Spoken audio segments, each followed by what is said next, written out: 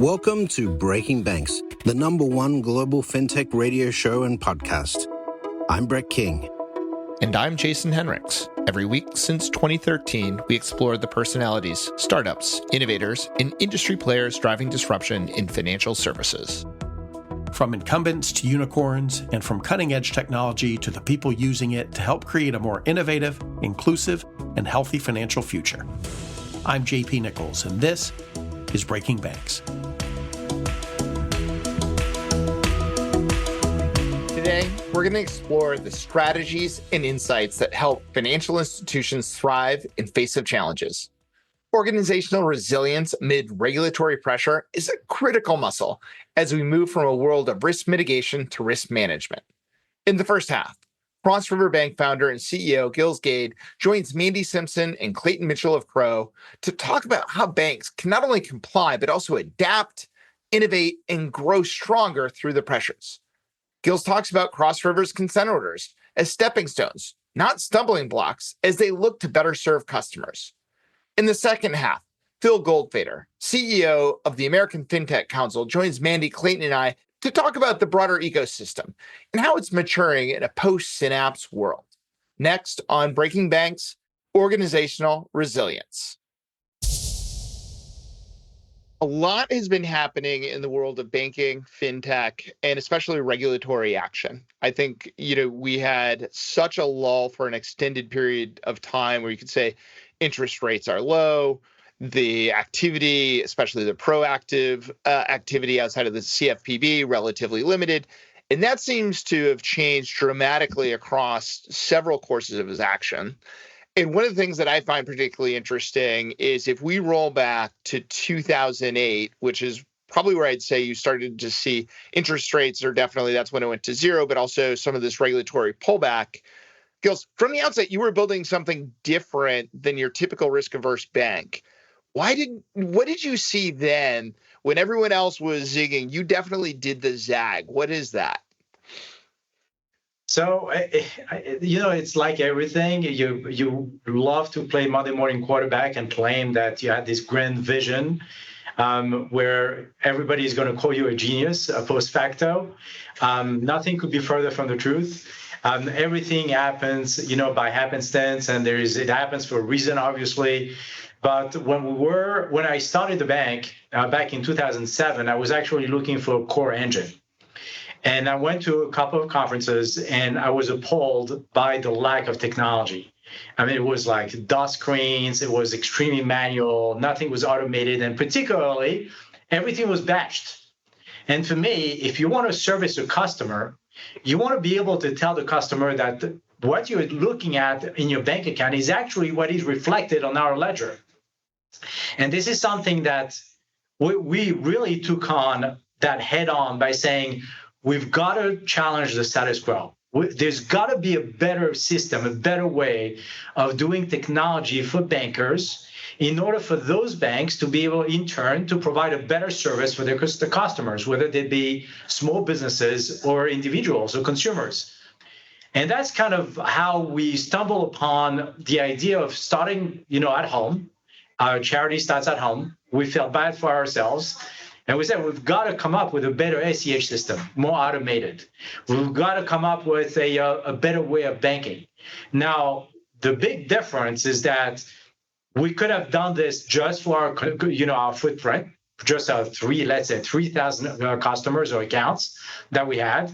Or you could partner with folks that would actually take on that technology and spread it, their tentacles across a broad spectrum of what we call the fintech ecosystem. And that's how we engaged in that endeavor, which is to provide an infrastructural layer to the folks that want to have the consumers to get better access to credit and a better experience on the banking side. So I'm curious. So this surprises me. The cultural changes that you ended up making were driven because you saw a technological need and you had to build backwards. You couldn't just take traditional bankers and throw it on top of new technology. The new technology that didn't, I think we all remember the three balances. You can see your current balance, your ledger balance, and your available balance, right? And you're like, what is this? Like, I don't have three kinds of money. right now, but solving, that problem led you to build an entirely different kind of organization. Yeah, I mean that was the impetus, and I must say, it's one thing led to another. Like we started with an ACH manager back in 2012 or 13, and because we were catering to, let's say, our marketplace lending partners, and we were sending a truncated wire that they in turn, so to, let's say, Wells Fargo, and in turn Wells Fargo would send it to, let's say, 2,000 borrowers to be funded that day. That didn't make any sense. Why go through that step? We reached out to our core engine, which shall remain nameless at this stage, but the core engine said, not doable unless you're actually entering every single ACH manually. We said, okay, just open the API. We'll come up with our own solution. Once we had that ACH manager, and I'm talking about like 2012, 13, so that's pretty early on, right, in the evolution of the fintech ecosystem, then we really thought, we're sitting on something pretty nifty. Why don't we go out and try to sell it to the folks that are very ACH intensive, and maybe they would have an interest in taking it on. And lo and behold, folks like Coinbase, for example, which became like almost an immediate client, in 2014, they embraced the technology, said, this is pretty neat. We'd like to explore other things that you may have. And we said, we don't have much more. I mean, we could start here, but what do you mean? What do you need? Oh, maybe we need a ledger.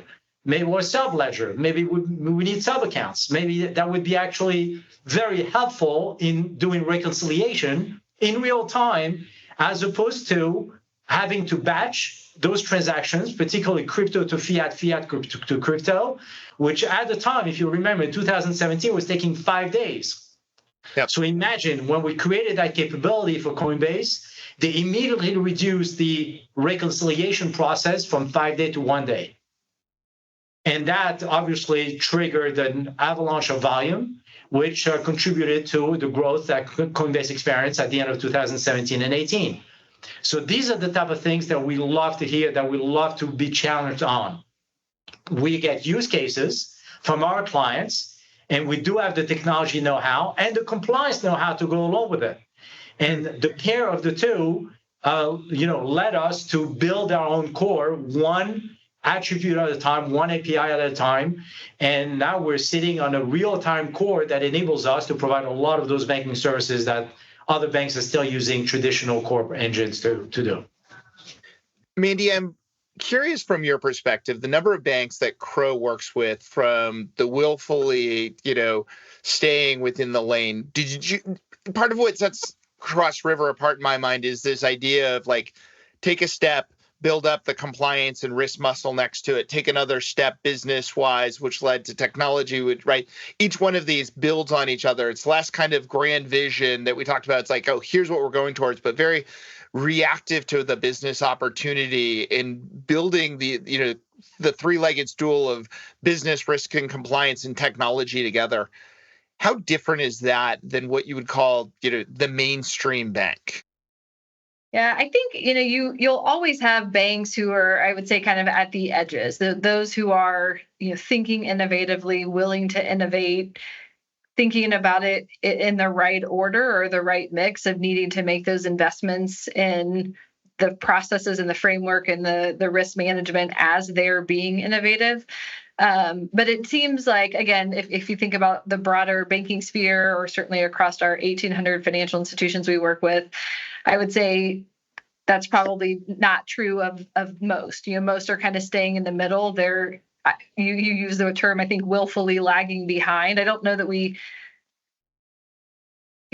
perhaps there are fewer of those. I think there's a lot that are recognizing they need to do something, but probably very few are out there, being innovative and are more hanging back. And I think, you talked about the flurry of enforcement action activity and some of the themes that we've seen. Certainly that's giving them probably another reason, unfortunately, to hang back or to, not be out there at the leading edge of anything, when for the sake of the industry and their ability to stay resilient and kind of relevant, they probably need to need to continue thinking about developing in that area.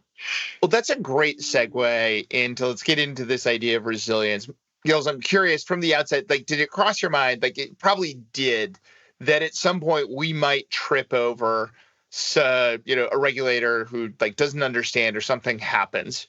And then, of course, that did happen. Can you walk us through, first the context around the consent order, but the part I'm most interested is how did the organization respond to that?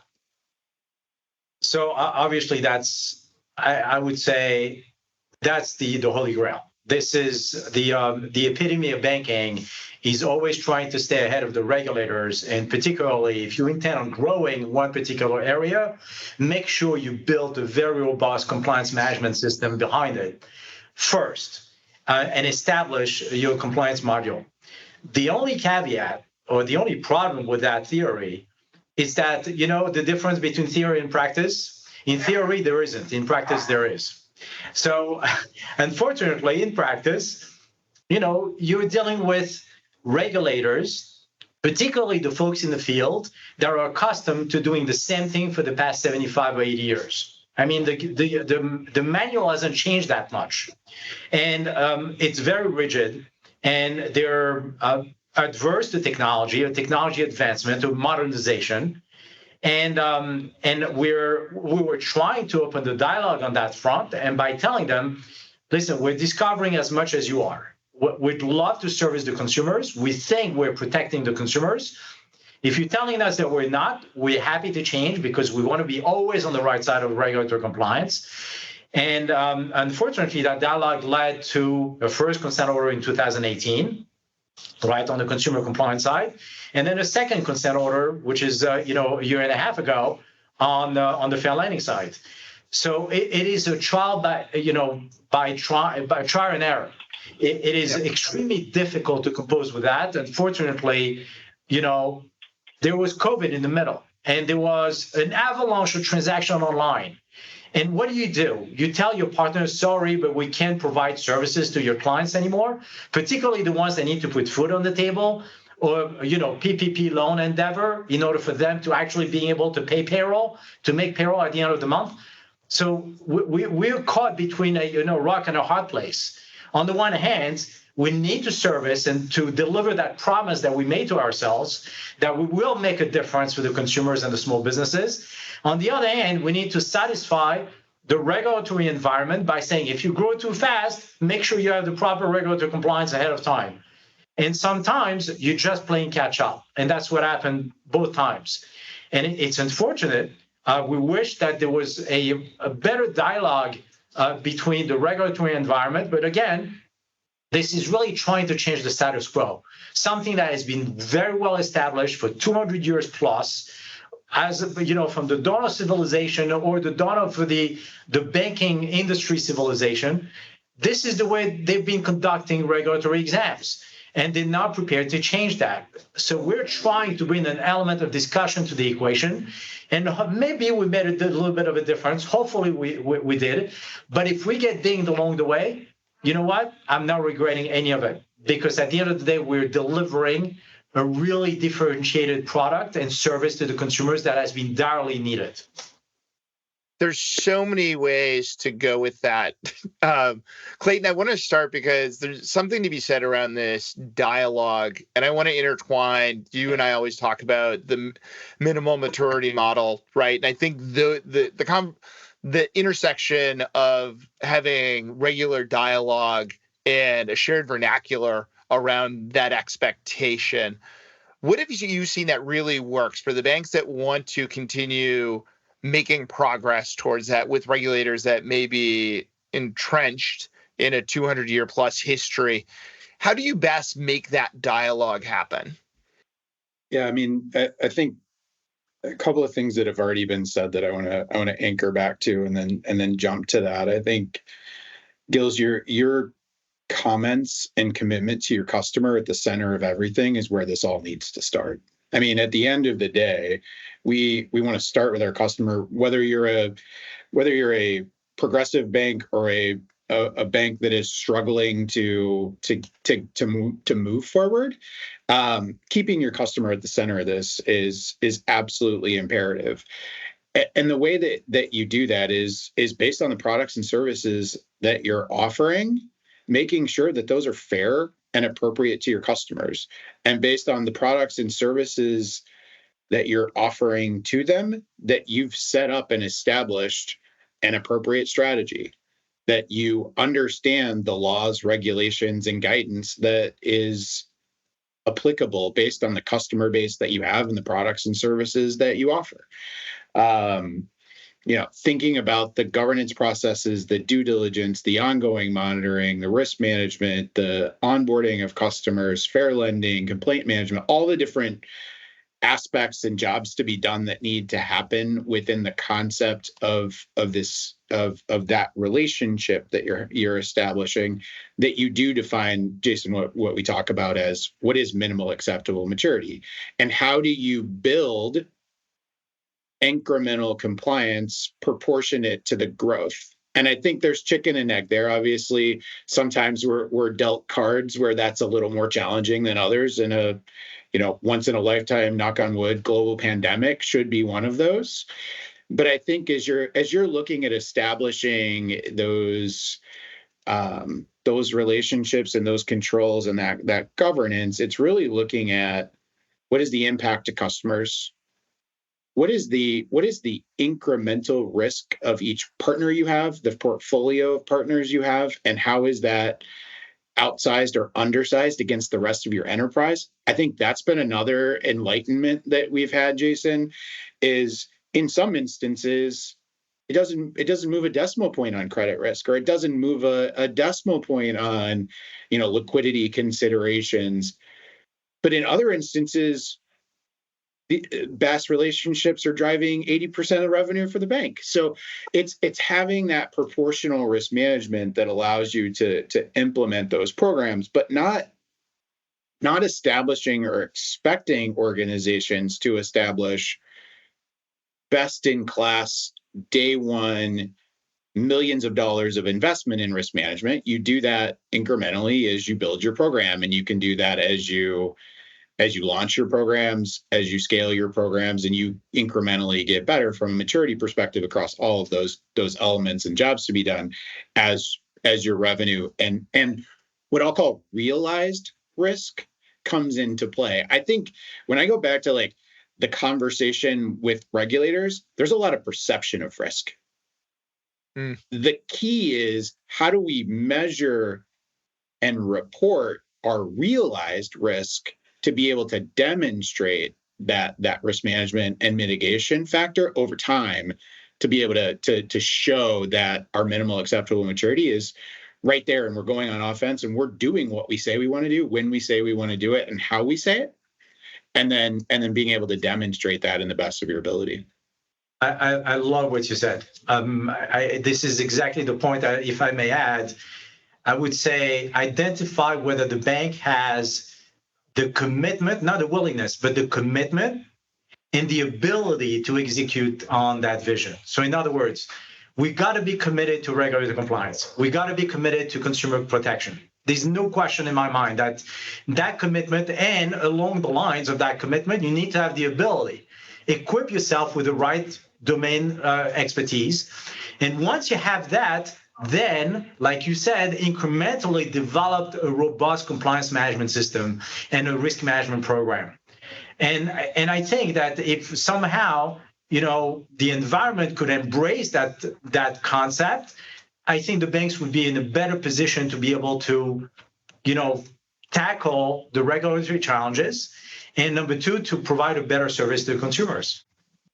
Because I want to build on that, because one of the capabilities that is so important is the risk tolerance, right? And let's face it, within most banks, we are risk averse because we have this credit mindset where loss is bad. And so we do everything we can to keep as much risk in a box.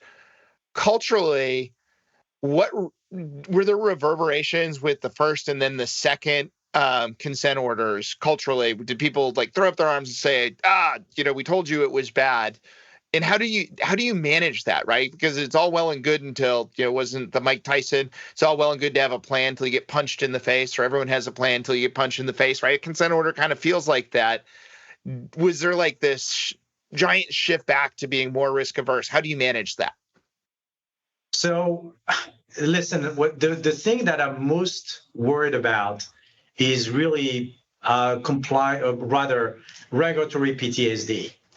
And we need to manage to the best of our ability and not manage based on something else, on an external factor such as a consent order. So in other words, if we start to deviate from that mission where I said commitment and ability, then we're going to start really veering away from serving our customers first. It's inevitable. Unfortunately, we saw it with many banks, and particularly with Wells Fargo, with the consent order that just got out of after 7 years. We saw that what that triggered vis-a-vis their consumer base. The consumers were not served anymore because there was that PTSD or the handcuffs behind your back. We are in a position whereby we believe that if we've been invested with a responsibility to serve the consumers in a new arena of products and services, whereby they have better accessibility to credit, real financial inclusion, not just a slogan on a website or a deck, but a real financial inclusion endeavor and consumer protection at the same time, that's our objective. That's where we want to go. That's our target. That's our North Star. If that is our North Star, then we cannot have anything come along the way and become an obstacle to our path to accomplishing that. I always say to my staff, the only difference between a stumbling block and a stepping stone is the way you use it. And to us, a consent order is a stepping stone. It's a way to open a dialogue with the regulators, becoming better if we've been weak in one area of compliance. And I'm not saying that we're perfect, but we'll always try to improve. But keep your eyes on the ball. And the ball, like Clayton said before, it is the utmost service of the consumer and the customers at large. I love that imagery that I'd say extending that for Wells Fargo, the North Star became the consent order. And they lost sight of what is the real problem we're trying to solve, which is that consumer, the inclusion, the doing new things that improve the world. And therefore, it becomes a stepping stone to have the consent order. Mandi, I know you spend a ton of time working with organizations, this idea of how do we build resilience? Where have you found for organizations that might be more rigid and therefore more fragile, how do they even get on the path toward building resiliency? Yeah, well, I love the stepping stone analogy. So that's definitely going to be one that sticks with me, Giles. I had heard a consent order described as the most expensive job review or performance evaluation that you'll ever receive. I think, Jason, it might have even been one of your guests that said that. But I think to your point, it's all about what do you do with that? Do I quit the job, or do I get really hung up on that feedback, or do I kind of take that feedback, make myself better, and move on?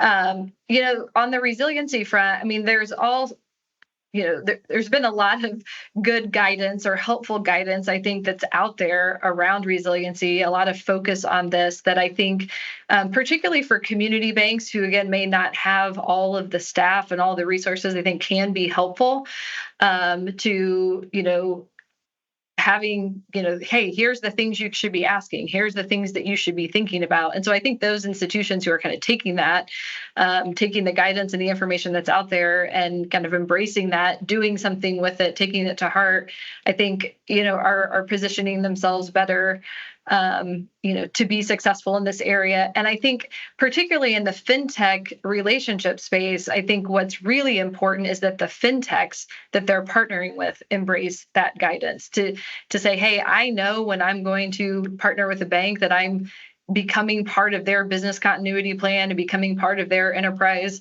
risk framework. And so I have to hold myself to the standards and kind of be prepared to operate at that heightened level of expectation. And so I think those fintech partners and the banks who partner with fintechs who kind of take that more seriously and kind of understand that heightened expectation certainly, I think, will prove to be more resilient as well.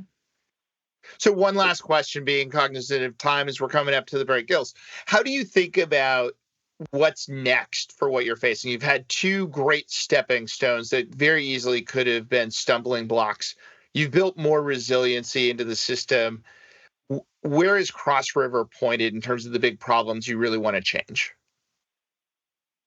We want to continue on that path that we charted for ourselves when we started, literally 16 years ago.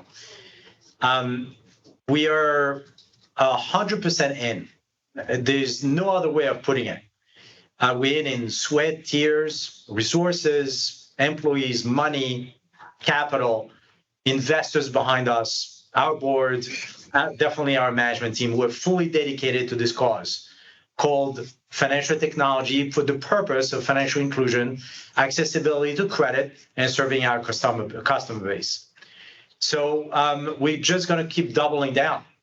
We're in this to win, and we're in this to win not because we want to be the best or the biggest or the wealthiest, but we're in this to win because we know it's the right thing. And this is really what it comes down to. If you have the conviction, Nathan Hale said, "I wish I had 2 lives to give to my country." Hopefully we're not going to come down to that. Yeah. But we definitely, the life that we have that was given to us by the regulators 16 years ago, we intend in using it to the fullest, because we know that what we're doing really changes the world for the better. And we hope that we're actually charting the trajectory for the rest of the fintech banks, or the banks that are friendly to fintechs, or for the fintech bank partnership model. That's what we hope. It's not about competition. It's about, if I was imbued with a responsibility to have a first mover advantage, we're taking that responsibility to the fullest. And this is the way we're looking at it. We can't afford to waver. We can't afford to, to blow with the wind. Like, there's another expression for you, Mandi, if you want, is that you can't control the wind, but you could adjust the sail. And that's what we're doing with every consent order and with every regulatory injunction. At the end of the day, we're adjusting the sail in order for us to continue to battle the storm. Well, after the break, Mandi, Clayton, and I will continue the conversation about sailing in uncertain waters, specifically around how do we manage risk in an uncertain world, and how do we think about the changing pressures on how we manage third-party relationships. After this, more Breaking Banks. Banks and fintechs are no strangers to moving fast and being disruptive. In fact, these qualities have historically been a big part of their success. But future success for many of these companies will largely depend on their ability to take on new challenges, including greater regulatory scrutiny and evolving risks for customers. Work with a firm that has extensive experience in banking, fintech, and regulatory compliance. Crowe can help you navigate the moments that matter most as you take your bank or fintech to the next stage of growth and maturation. Discover how Crowe can help your business. Visit crowe.com/fintech to learn more. That's Crowe, CROWE.com/fintech. Visit www.crowe.com/disclosure for more information about Crowe LLP, its subsidiaries, and Crowe Global. Copyright 2024, Crowe LLP.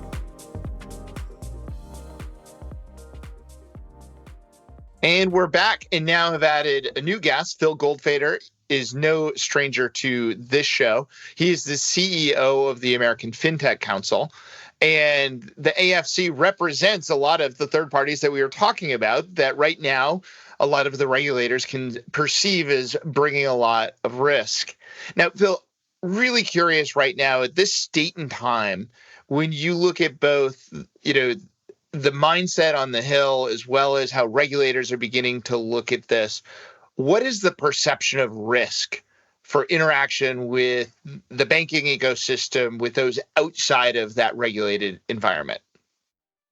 That's a great question. Thank you so much for having me back. And as I was listening to the first segment, it was fascinating because I think as Gilles talks, and as you look at some of the banks that are operating, they're focused on consumer best practice, regulatory best practice. How do we put our best foot forward to ensure that we're meeting the consumer demand? I think too often that's forgotten in the process, is that they're doing it to serve a consumer at the end. You go into a college campus, or you ask my daughter who's in high school, right, what cash looks like. I mean, she couldn't tell you what president was on what bill because everything is on her phone. She pays for everything by her phone. And so to tell her that we need to go back to traditional banking is just silly. It's not going there. And you're seeing that because traditional community banks are struggling to survive because no one is using them anymore. And so goes to the question of, there are innovators who are looking, responsible innovators who are looking to service those consumers, responsible community banks, responsible fintech companies, and they're moving at a lightning pace that you would expect them to. Policymakers, regulators must, not could or should, must keep pace with the innovators that are serving the customers who are demanding the service. And this idea that somehow the service offerings have to slow down in the name of consumer protection, we have to stop offering consumer products, is backwards. It is absolutely backwards. The American Fintech Council represents more than 20 banks and more than 50 fintech companies that are offering responsible services to consumers. And I think what everybody said is not all fintech is created equal. It literally has become my tagline, right? You know, there are bad players in every industry, right? Yeah. There are bad, and I don't even want to go down the line, and lawyers and teachers and doctors. I mean, there are people, unfortunately, even bad trade associations, right? There are people who unfortunately tend to spoil it for the rest of us. And regulators' job is to figure out where that line is, right? How do we determine what is a responsible actor and who is trying to do it well, and who is someone who is literally just focused on their own bottom line? And that, I think, is the job of the regulator. Unfortunately, what we've seen is sort of more, it's a cliche, everybody's heard it, but regulation v. enforcement. Instead of working with the Cross Rivers of the world, with the coastals of the world, with, you know, all these banks, instead they're enforcing and coming out with these consent orders. And then it begs the question, have those consent orders helped create a safer process or a safer environment for the consumer?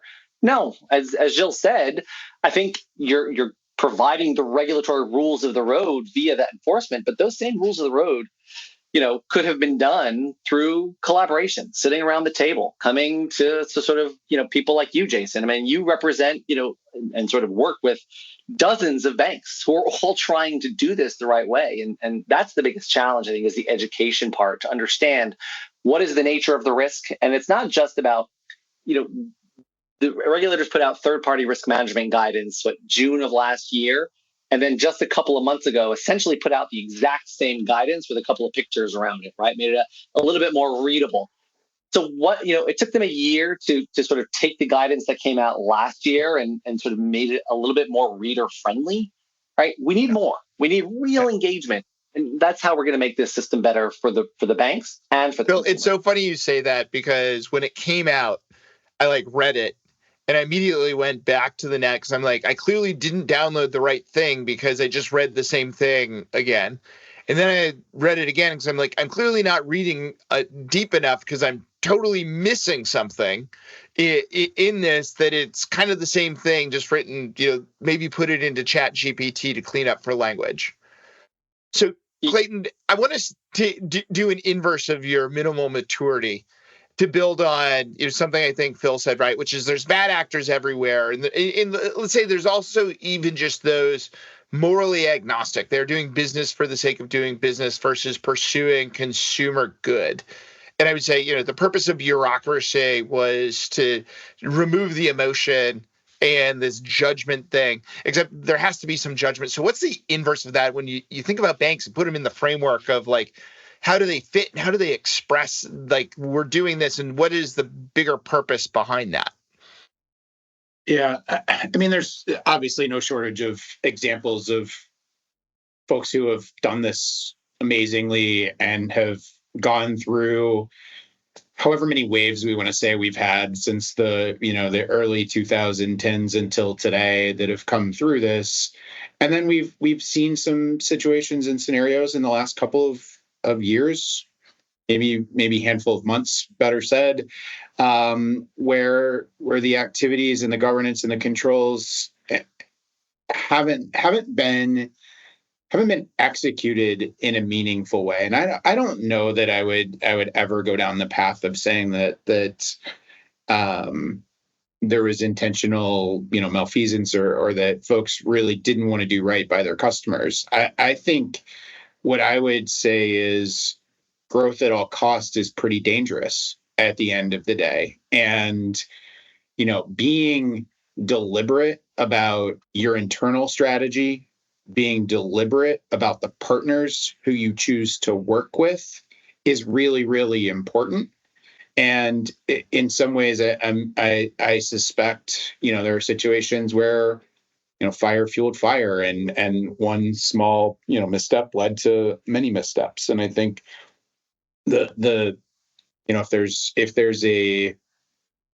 if there's a silver lining here, and I'll just be, I'll take the risk of throwing out another probably overused quote, but Churchill said, "Never let a good crisis go to waste."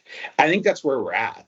Is yes, I agree with Phil in the fact that regulation by supervision or enforcement is less than ideal.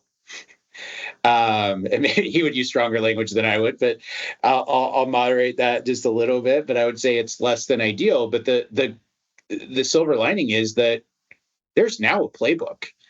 If you go back and you reverse engineer all of the different enforcement actions, the expectations are becoming more clear. Now, would we all agree that we wish that the guide to community banks for third-party risk management was a little more prescriptive?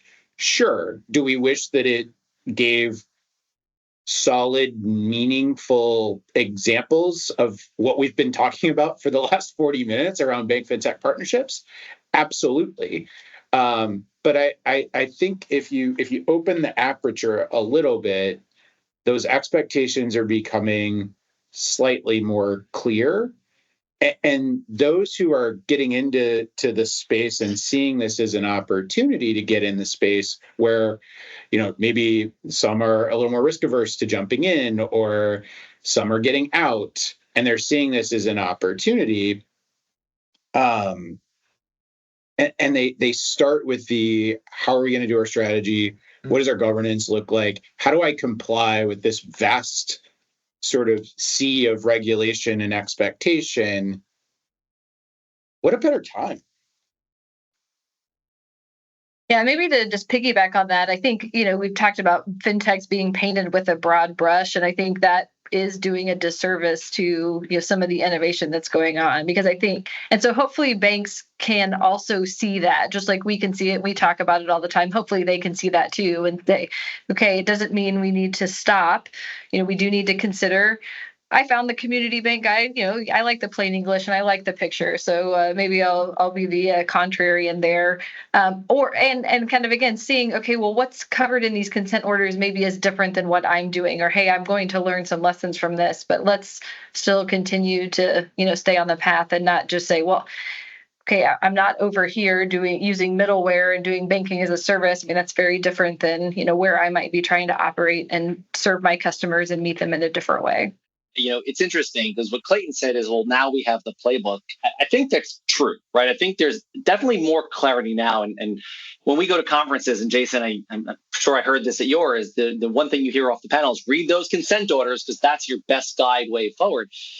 Is that the way we should build it? And now, let's be honest, if you ask the innovative banks today, do they have enough information? Most of them would tell you no, right? Like, it's helpful. It's a step in the right direction. And sort of, Mandi, on your point is, and I love always a good contrarian, the question is, if banks operated at that pace and at that speed in terms of the way in which they explain what they do to regulators, would we say that's enough? Would we say like, oh, they're doing an okay job? There's an old scene in a movie where, sort of someone's playing baseball and they hit a routine single and there's this excitement from the dugout. It's like, are we that excited over a routine single? Then maybe there's a problem, right? And I think to me, at this stage of the game, I expect so much more. Our members expect so much more. And we expect that from our regulators the same way I think the regulators expect that same line of communication from financial institutions. And I think that's where the discrepancy is. Well, I think this is one of the most important aspects in terms of expectation setting. And it starts with, and I think this is part of the good of having the innovators that push the boundaries, sometimes too far, but it moves the expectation bar. And I think part of the problem, what we're really talking about, is the consumer expectation is moving. There are programs and startups willing to go try and fill that expectation. They need access to the financial service ecosystem and architecture. And there are luckily innovators like Cross River willing to fill that. Where I worry the expectation isn't moving fast enough is what we need from regulators, rather than just a series of consent orders to kind of say, in the rear view mirror, here are the guardrails, and not all of them, right? They're pretty wide set still, but at least we have some clarity of which cardinal direction we're moving. And the question, I think, becomes, in this world, there's so many financial institutions that I think are like shutting down. Like, I love the PTSD analogy, right? Where the shutdown is real within a lot of organizations. And why don't we start with the Crowe team? How do you overcome this PTSD around innovation driven by consent orders, where it's like, I can't do anything new. I can't, partner, even if that partner isn't doing banking as a service, but third party equals bad. How do we get over the PTSD to deliver on the consumer good? Yeah, I mean, I've probably said it more times than I should so far in this discussion, Jason, but it gets back to strategy, right? It truly gets back to, as an organization, from the board down through management and through your product teams and through your risk management teams and your second line of defense, here is what our strategy is. I always think back to the session, Jason, that Crowe did with Alloy Labs last summer on product X compliance.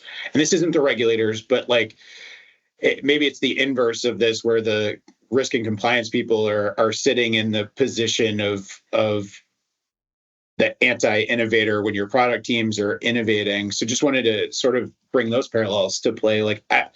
I believe, groups coming together to a common vision with a common language to a common outcome in a respectful, intentional, customer-centric, risk-aware way is the way that we will move that forward. And leveraging the second line of defense and the risk and compliance teams within your organizations to help you say yes. I think that's what it gets down to. And let them have conversations with regulators around what's good enough. Use what we talked about a little bit earlier around minimal acceptable maturity or minimal defensible maturity to have those proactive conversations and to establish and align to risk appetite and tolerances across the organization. And I'll stop short of saying truly weaponize your risk management function. But if you can weaponize your risk management function in this scenario, you are in a competitive advantage. I mean, weaponized in a very positive sense, right? Yes, positive connotation, of course. I also think it's important to remind them, in a lot of the conversations we have, that inaction is an action. And so I think, too, there's an element that by, okay, I'm not going to do this. I'm not. Well, that is choosing a path, too. And is that the right choice for you? So I think that just kind of reminding them that they are making a decision by choosing to do nothing can spur that, okay, let's not stop. Let's think about how we can do this to align with our strategy in a way that makes sense. And it's not a riskless strategy, right? In fact, it might be doing nothing might be the riskiest strategy of all. Yeah. But I love that you just said that, because I think sometimes we forget that exact piece where community banks are closing at the fastest clip in history. I mean, you're talking about, over the course of the last 5 or 6 years, we've lost 400 banks, right? I think at now we're at 4,700 and change. Community banks are innovating, again, to meet the demand from the consumer and to sort of figure out what their business model should look like moving forward. And so inaction, while maybe a good strategy, I'm not sure is a good one. And I want to go back to what Gilles said earlier. And obviously his analogy about working for him for many years, I've heard it many, many times about the stumbling block or the stepping stone. But I think that you're seeing more and more. And if you look at the statements of bank CEOs post consent orders in the last couple of months, you're going to hear more of the the tone of Gilles versus what you would have heard maybe 2 years ago. If you take a look at what Wendy at Piermont said or what Chris over at Threadbank said, they're like, look, we get it. There was mistakes made. We can strengthen our systems. We could do better. Unfortunately, we had to get the guidance this way, but we're going to do it. We're committed to it. And they're kind of doubling down on their efforts to fill those gaps and continue their business. To me, again, they look at it and says, we're ahead of the game because the banks who haven't even looked at innovation yet, right? However, at whatever level, they're not even close, right? And so I actually, you give credit to those folks who have taken those first steps, and you feel a little bit bad for the folks who are so afraid they haven't done it yet. Think about where they're going to be in 4 years, and 5 years, and 10 years. 10 years, arguably, you could say that they're going to be gone. Well, since we're in Tour de France season, I have to use one of my favorite analogies. Since so many banks love to say they're more of a fast follower, the reality is if you're not even on the bike yet, like maybe not even in the peloton, when there's the breakaway, you're not keeping up. And we're in a situation where a lot of banks are still on the side of the road pumping up tires and everyone else is moving past them. That's exactly right. And I think what we all need to be careful, and so somebody might hear that, right? A CEO may be listening to this and say, oh my God, I've got to get into it, right? I think everybody we say is read the consent orders, obviously, is less, sort of step number one. Step number two is move slow. There used to be this idea that you have to onboard. Really, how do we shorten onboarding? How do we tighten onboarding? How do we get onboarding quickly? How do we partner quicker? I think we have all realized that the slower the better, right? Starting down that path is critical. But whether it's in whatever you call it, you don't need to go into full-on partnership as step one, right? Getting more comfortable with innovation, I think, is step one. So what I mean by that is bank tech, efficiency tech, reg tech. I mean, there's a number of tech innovations that you can, sort of take on as a community bank to get yourself more comfortable without exposing yourself to any risk. Just the opposite, it's actually going to help you. It's going to make you stronger. If you look at certain reg tech companies, are going to make your systems and programs stronger. That is sort of, and I'll use sort of the gateway tech to get to the next level. Yeah, and I think in addition, that starting slow, again, getting started is key. I think the other thing, it kind of ties into Clayton's point about weaponizing your risk management, but I think just not having this we'll deal with it later mentality is important too. Like banks are good at managing risk generally. They are good at controls and processes. And so I think, they kind of just need to take what they're already good at, hopefully, probably, they've been around, and apply that too, that it is like riding a bike. It might be a different bike. We'll stick with the biking analogy. I don't know how far we can take that, but it is kind of using the same tools you already have in your tool belt, but applying it to something different. And maybe it's not as scary as it, looks when you're still pumping up your tires. But I mean, if you overlay the, move slow to move fast for Phil is one of my favorite phrases, right? But the key is start moving. And Clayton's earlier, the minimal maturity. And Mandi, I'd say you've hit the third leg, which is we have competence in this. If we don't bite off way too much to start, we know that we actually have the competence and the skills to remediate what comes up. The problem is when I would say, what caused the biggest evolve issue is you don't have to be an expert in the field to look at and say, bringing on that many programs with that speed and those programs themselves growing at that speed, there's no way that, a traditional bank that's getting into this business is going to be able to remediate that, right? That is a fast-moving forest fire. So then the question becomes, I think, one of scoping. And I want to end there, right? When we talk about this, and Phil, I want to end with you, but Clayton, open to you and Mandi. How do you think about, where does this idea, is the problem not so much risk management, it's scoping the amount of risk we can take on and still remediate? And then, Phil, I want to close out with you saying at a macro view, how does the industry think about acceptable level of risk? I look, you hear this from me all the time, and I think you say the same thing. We're stronger together when we're learning from each other. We're understanding kind of the trials and tribulations of each other. I mean, Gilles is a good example. And I remember right after they got their consent order, I reached out to their general counsel, Arlen, who's fantastic. And I asked him, I said, would you talk to other banks? Would you talk to them about what the process was? And he was eager to do it, right? Because I think we all recognize that the ecosystem is sort of like a rising tide raises all ships. And I think you find that a lot in this ecosystem. And so, working together is critically important. But more, on top of that, right, in addition to talking to each other, we've got to do a better job as an industry. And we talk about this all the time, right? Number one, the concept of BAF, is that the right way to sort of, is that the right way to label this industry? Is that the right way to label the banks? How does that viewed by regulators, and how do they understand that and embrace that term? And I think that we've got to do a better job as an industry of taking the opportunities to explain what we're doing, to engage with the regulators, to engage with our policymakers. And going back to your question is, for every single bank, risk is going to be different, right? It's a question of really being thoughtful about what you and your size can take on and can handle. But don't, this idea, the concept is what you should feel comfortable doing what you could do organically. If you're doing something that is so outside of your comfort zone, then you probably shouldn't be doing it, right? And so you need to engage in innovation. But if you go past the organic movement and you feel like you're making a hard turn or a hard left turn, again, if we're going to go back to the cycling, right? You want to make a soft turn. You make a hard turn and you're going to end up falling off your bike. And so if you feel yourself sort of veering too far right or too far left, you probably should reassess sort of the engagement and the nature of your engagement and take it a bit slower. But there's no one size fits all. You're going to learn more from others. As part of our membership, we have banks with assets below 100 million, and we have banks with assets, above 30 billion. They're both going to take on sort of risk in a different way and sort of consume it in a different way. But hopefully we're all moving towards the same way, the same path.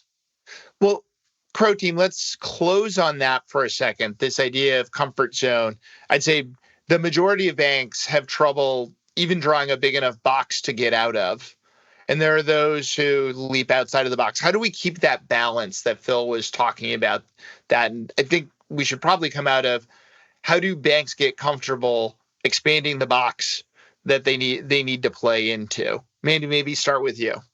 Yeah, well, to some extent, I'll steal from Clayton's line earlier. It really comes back to being aligned with your strategy and your core competencies. I think, Giles did a great job of kind of teeing up that they were laser focused on what do their customers need and how are they kind of uniquely positioned to meet that need. And so I think just starting with some of those basic conversations of, hey, how are we going to stay relevant? What is it that our customers are asking for? Well, let's start there. That feels pretty comfortable. We're not going out and doing something we've never done before.